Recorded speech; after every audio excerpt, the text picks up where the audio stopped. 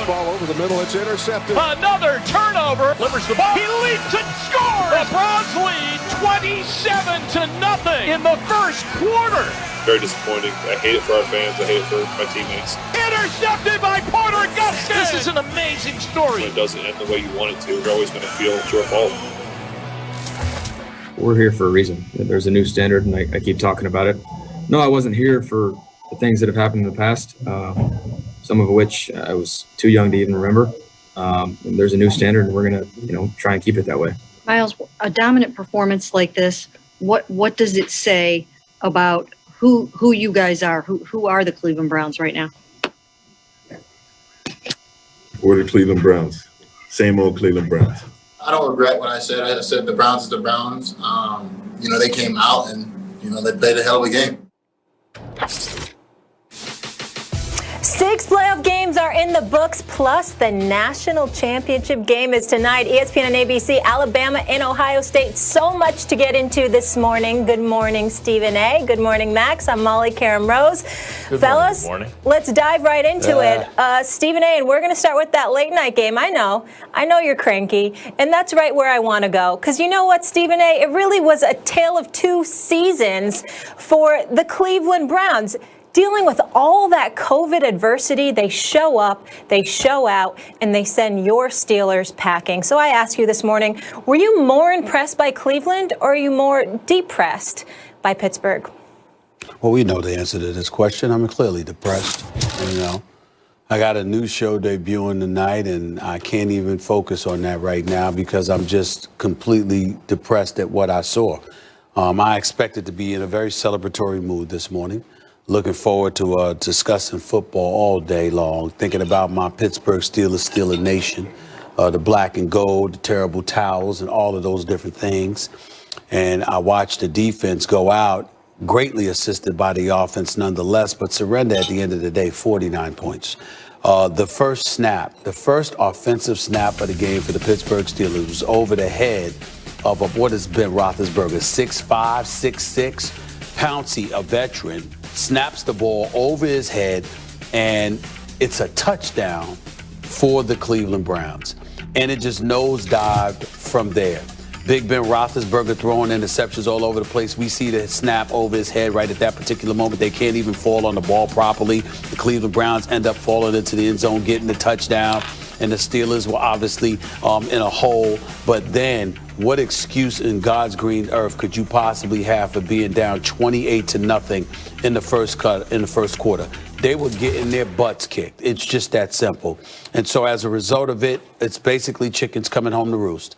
I told Ryan Clark and others weeks ago, I said I didn't like the way the Steelers were looking. I didn't like the ability without T.J. Watt to get to the quarterback. Obviously, injuries to Devin Bush earlier and then Bud Dupree a little bit later on in the season compromised their ability to get to the quarterback, compromised them in the secondary. We saw all of that. I've continuously lamented the fact that this is the Steelers. As Max Kellerman has pointed out on many occasions with the introductory press conference of Mike Tomlin, as head coach for the Pittsburgh Steelers over 14 years ago, run the ball, stop the run. That was the mantra. Well, somebody forgot to tell the Steelers about that over the last 3 years. They've been one of the worst rushing teams in the National Football League. This year, they were the absolute worst, averaging about 84 yards a game. They didn't even get to 60 last night. Their running game was putrid, and we understand for the most part as to why that was, because when you get in such a hole, you got to spend all your time throwing the football, which Big Ben Roethlisberger did. And in the end, what it comes down to is this. Big Ben Roethlisberger, he's not a scrub. He's still a future Hall of Famer. We get all of that. He did throw for over 500 yards last night. We understand that. But those 4 interceptions speak volumes. There's a reason you mentioned Tom Brady and Drew Brees and Aaron Rodgers and guys like that as being on a different level than Big Ben Roethlisberger. Because with every great moment comes a huge mistake. That's what it is. And his lack of mobility, his age and attrition, and the punishment that he has absorbed, the Steelers got to be looking in a different direction moving forward in the future. I'm just really, really disgusted right now. The Steelers, as far as I'm concerned, have made me depressed. And I'm quite sure I speak on behalf of all Steelers fans when I say that's how we feel. Well, this playoff wild card weekend was so exciting, Stephen A. that I've started to lose my voice. So I'm going to have to keep it as even-keeled as I can right now. But let me just say, I was very impressed with the Cleveland Browns. This game was one up front. And this is why I thought Cleveland was going to win. You had a dominant offensive line on one side of the ball with an ascending quarterback who, when he finally had a head coach, a good head coach and some stability, showed you what he could do, which is to be a franchise quarterback. Didn't look that way for a while, but that's what Baker Mayfield is. On the other side of the ball, an offensive line that couldn't block for the run and didn't give Ben Roethlisberger enough time to let those receivers get down the field even. They had to get rid of the ball lightning fast. And a descending quarterback in Roethlisberger. I thought the Browns would win for that reason, but they exceeded my expectations the way they came out. And when everyone was harping on Kevin Stefanski not being there and what that means in terms of play calling, and Stephen A., I likened it to a great trainer and corner man, right? The work he does in the corner night of the fight, that's some of it. But most of it is the preparation in camp, the discipline, the going over the strategy, the perfecting everything.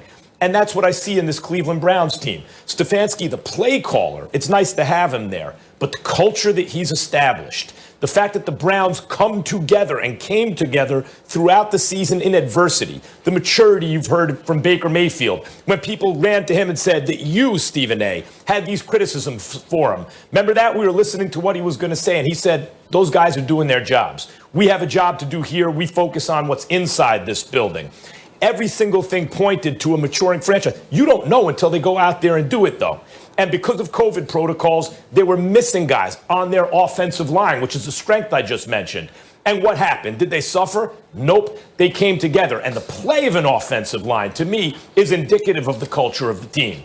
Because offensive linemen who play together and have chemistry can be better than guys with just big names or guys with big reputations on an offensive line who don't play together. This Cleveland Browns team played together.